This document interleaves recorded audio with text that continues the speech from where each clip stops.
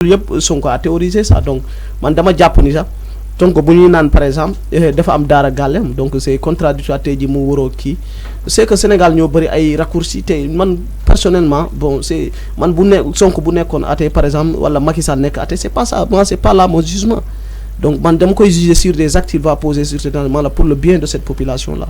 donc Macky mu doon Macky Sall mu doon Idrissa Seck mu doon kii maanaam bu nekkoon athée man bu ma gëmee ni moom moo war a yóbbu réew man moom laay voter parce que je suis pas dans des clivages ethniques wala genre religieux non ça m'intéresse pas. alors tout en doon wax ni Ousmane Sonko dafa violent entre autres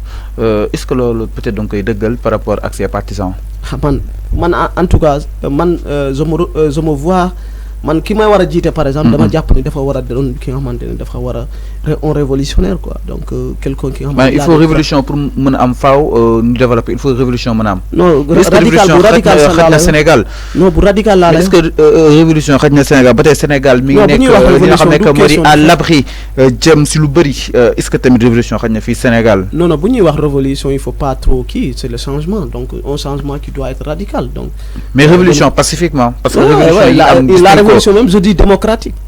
pacifique moom je dis démocratique donc il faut que nit ñi xam lan mooy waxuma la Sonko mais ñi xam tey ji ñun suñu jeunesse africain bi mooy maanaam dañuy aspirer à un changement mooy changement de souverainisme mooy impérialisme bu fi nekk mu jógee ko fii donc mënuñu comprendre benn Macron toog fale wala ay institution de Bretton Woods toog di ñu def ay injonction donc mooy loolu maanaam nit ñi dañoo dem ba buum jàmbi bugg donc suñu làkk suñu économie suñu xam nga lépp li nga xamante ne dañ koy use mu doon li nga xamante ne suñu moomeel la quoi. alors dañuy ñëw exactement si Sonko lettre bi nga xam tam bindoon na ko à l'international daal di vilipender ki nga xam nekk moo di Sénégal ak président Macky Sall jàpp na ni fii Sénégal nag sànq comme ni ko waxee de manière démocratique amu fi démocratie amu fi te itam liberté yu bëri da nga daal di salfaañi fii si réew mi exactement boobu de boole président Ousmane Sonko wala comme ça Ousmane Sonko daal di def saan biti réew naka daal di gisee. maanaam. bind na à l'international jëm si ki nga xam ne moo di président Macky Sall. Ça c'est de bonne guerre donc tey jii y a aussi la communauté internationale qui s'intéresse au Sénégal donc man dama jàpp ni donc c'est de bonne guerre donc man bëgguma wax trop ci débat bi mënu doon autour de Sonko dafa war a da nga xamante ni dafa war a donc pour man c'est de bonne guerre c'est des stratégies c'est son shadow cabinet qu'il y a conseillé de faire il faut qu'il attire l'attention de l'opinion internationale donc je ne vois pas de mal en ça donc on est en politique donc tout est permis donc sauf les coups de bas ceinture quoi. alors dañuy daal di ñëw si benn pàcc bokk na si dossier Adji Sarr ki nga xam ne moo di Ousmane Sonko justement alors dossier boobu nag pendant 2 ans mi ñu daal di tenir li nga xam ne moo di en haleine de tout un peuple chers téléspectateurs dossier boobu nag daal di am li nga xam ne moo di ay rebondissement saa su nekk rek ñu koy daal di xaar exactement alors Ousmane Sonko ginnaaw ba daal di annoncé boobu dañu nga xam ne moo di procès chambre criminelle dépose na recours fa nga xam ne itam moo di sa cour wala comme sax sa li nga xam ne moo di cour d'accusation daal di koy gànkal alors daal di koy bañal boobu dañu nga xam nekk moo di recours avant mu ko yóbbu fa nga xam ne itam mu daan cour suprême alors dossier bu nu mel justement ginnaaw ba nga daal di bañee si daanu li nga xam nekk moo di cour d'accusation Sonko yóbbu na ko sa cour suprême daal di déposer recours pour loolu daal di bañ a am boobu dañu nga xam nekk moo di procès lu nu mel est-ce que jàpp ne ni war na mën a benn aboutissement bu favorable fa nga xam ne itam mu daan cour bu suprême. man bon projet Adji Sarr bi ñu ngi koy suivre depuis le début donc dama jàpp ni li nga xamante ne waru woon sa weesu mooy section de recherche donc c'est puisque y a la pièce maîtresse qui est là donc mooy certificat médical bi donc mais bon y a une volonté de politiser ce dossier là donc c'est ça qui est loolu moo am et nañ ko wax tëddee donc aujourd'hui si on en est là avec on parle de 14 morts donc c'est à cause de ce dossier là on sort du dossier bi nga xamante ne complot la parce que au finish. nu mu nekkee complot exactement. non gis nañ par exemple yow tey ji boo jëloon benn cas bi nga xamante ne mooy Californie par exemple. qu'est-ce qu'il a disculpé mais c'est là c'est mooy maanaam moom ak soxna boobu ñu amoon fi problème donc y avait le certificat médical qui l'a blanchi. alors mais ñu wëree nee na nag du benn certificat médical boobu kese. da nga fi gis beneen. mais est-ce que jour procès bi peut-être du ñu bett ak beneen. Non, bon, puisque j'ai écouté le gars, Alfousseni Gueye, donc c'est le certificat médical. Donc, tey jii dafa am Alfousseni Gueye ñoo bokk benn dëkk bu ñu jógee. Donc, tey jii moom sax à un certain moment ils l'ont voulu empoisonner di ay woo ab mbindaanam di ko proposer, tu vois. Donc, tu vois là on en est dafa am benn volet ñun ñëpp ñu ngi suivre actualité bi ñu ngi ci. mais ñu ngi observer. Puisque tamet bon nous ne sommes pas des voix autorisées à passer pour waxal leen, mais ñu ngi suivre actualité bi. Donc c'est ça, l'opinion est là, l'opinion est témoin, c'est ça le plus important. Mais jàpp naa dossier politique la te ñu ngi koy feeñal bon ba léegi ñun gisuñu Adji Sarr lu mu teg ci table. Donc ay vidéo je ne comprends pas. Donc pour man du affaire bi du vidéo comprendre, puisque rapport lañu kii la ñu wax. mooy naka lañ ko mën a comprendre ndax bu audio génnee yéen bokk ne ña nga xam ni itam peut-être yéen a sàkkoon à ce que audio yooyu ñu daal di ko mën a utiliser contre ki nga xam ne moo di Adji Sarr. Donc tey la moo tax comme neen bëgg a peut-être ignorer yooyu de vidéo bëgg a jël en compte yooyu de li nga xam ne mu di audio. mais ba léegi man gisuma audio et vidéo, mais bu amoon vidéo maanaam ci fële tribunal la ko waroon a kii. Bon je pense ils ont été entendus. mais ba léegi gisuñu vidéo quoi. Donc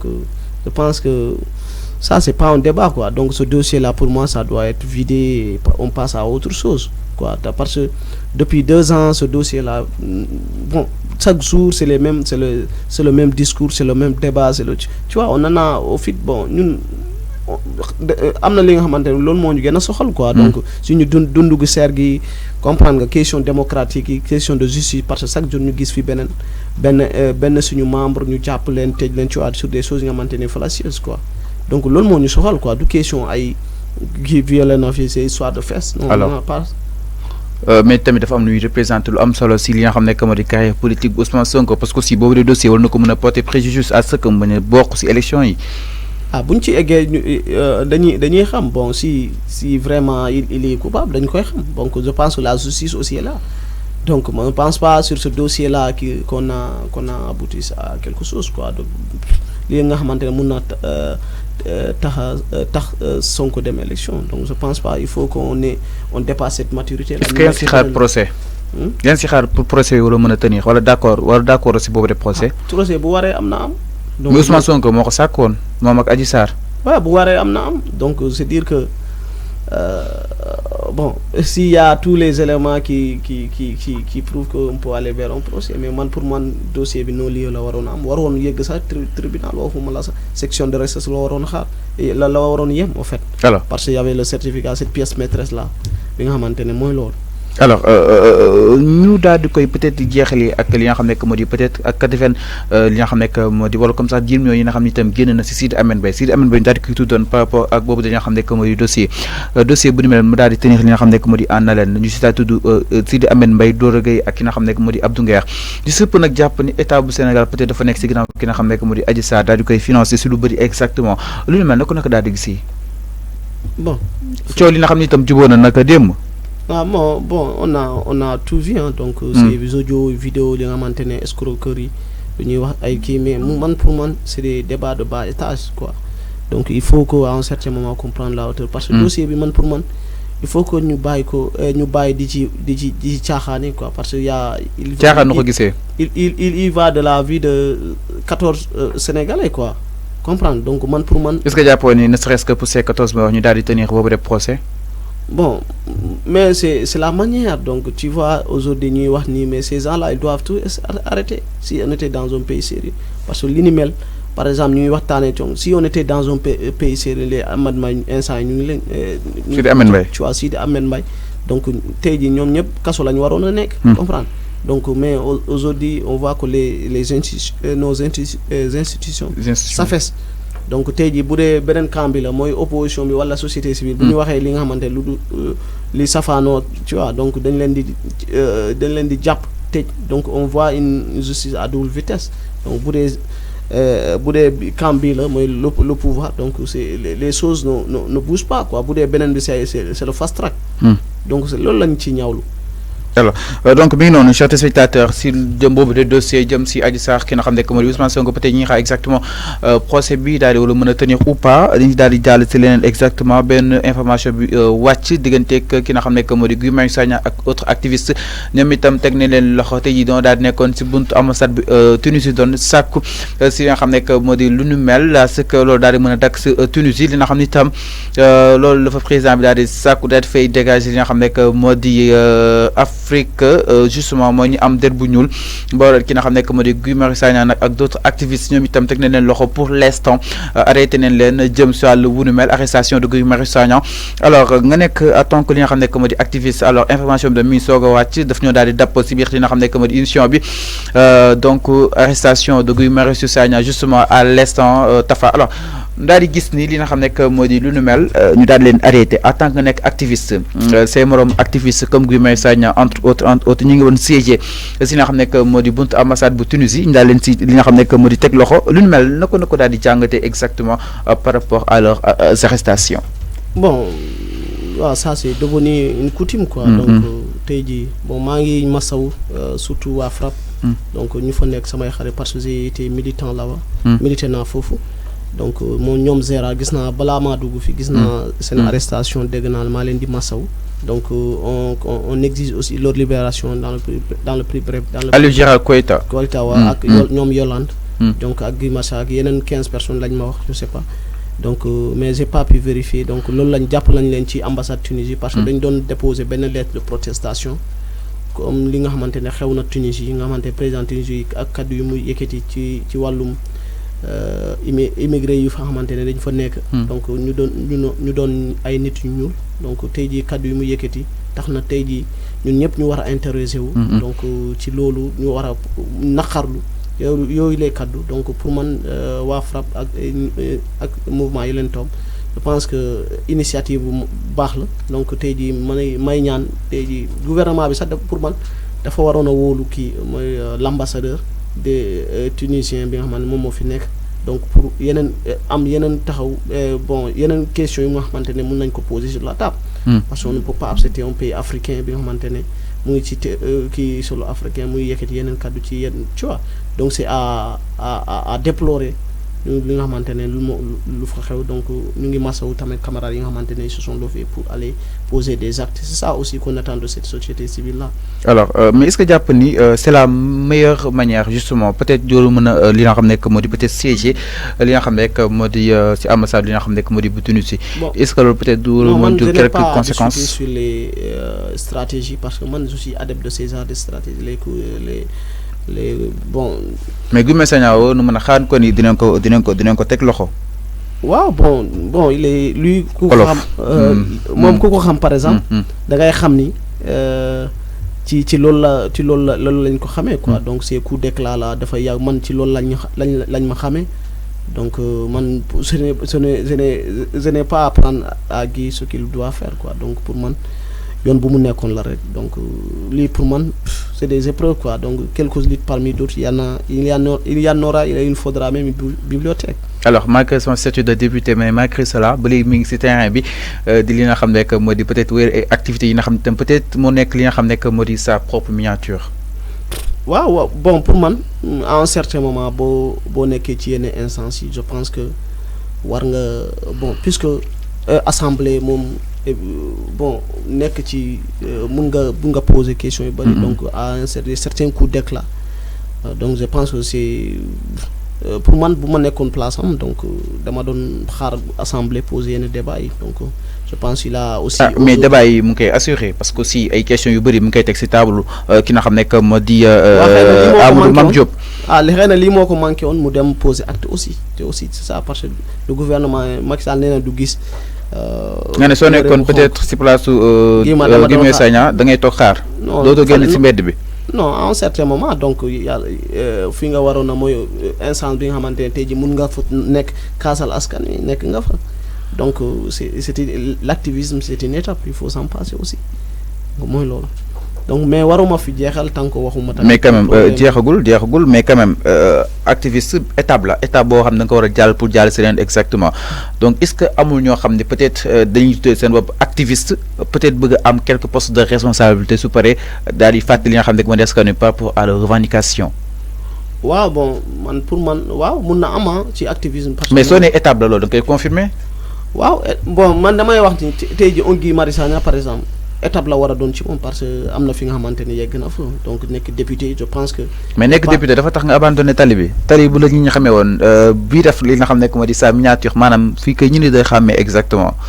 waaw moom bu jàppee ni waru fa jógee tamit y a pas de problème mais man damay wax sama comme ni ma sama ngëm-ngëm ci donc pense que aussi c'est ça le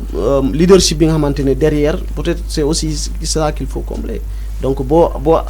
amee ñi nga xamante ne mun nañ jël relève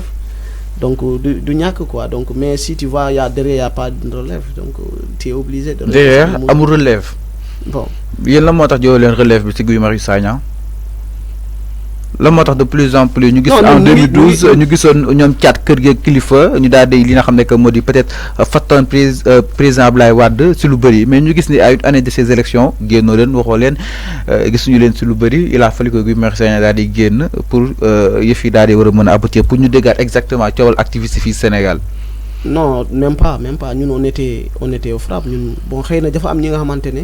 ils sont pas trop dans les médias wala lu ñuy def ci suuf moo gën a ëpp solo. donc mais soo leen ko médiatiser wu ñu ne ñu koy xamee. non dafay am ñi nga xamante ne tey jii yow ñi ngay gis par exemple ceux qui rôdent autour de Guy wala yow doo leen gis. peut-être ñoom ils sont pas connus du grand public. c'est un choix qu'ils ont fait. y a des gens man gis naa ñi nga xamante ne duñu nanguñu plateau ñu nekk ci activisme ñun ñi nga xamante ne tey jii ñu ngi am na ñu ñuy xeexee quoi donc parce que tey jii activisme dafa dem ba. dafa métti ñun on connaît les problèmes qui s'y trouvent donc c'est des guerres de positionnement c'est des tu vois donc dafa dem ba après les guerres de positionnement maanaam donc dafay am xanaa comme dugaleen pour askan wi ko si xool fan ngay positionné wu da ngay man du ma ci sori non di nga si sori nag parce que activiste nga question yi ngay daw tamit nag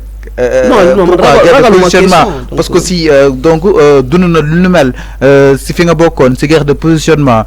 ku défendre askan bi lan ngay soxla li nga xam ne que moo di peut-être normal mais moom même au sein des partis politiques loolu dafay am